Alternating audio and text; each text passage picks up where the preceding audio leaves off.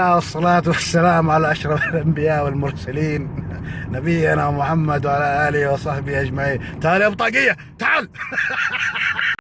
نادي الهلال يوم أطقطق عليه مو معناته إني أكرهه، بالعكس. عندك العم معيض يوم جلد أولاده معناته يكرههم؟ لا، عشان يتربون. الأهلي سحب لك الهلال من الرياض لجدة ويدق بثلاثة، قال أبو طاقية الوعد في الرياض. قال هذه ثلاثة.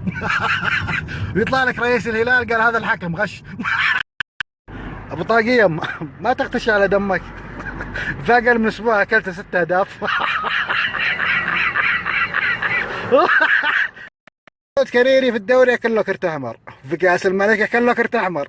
سعود كريري يا ولد باقي ابطال اسيا وتختم.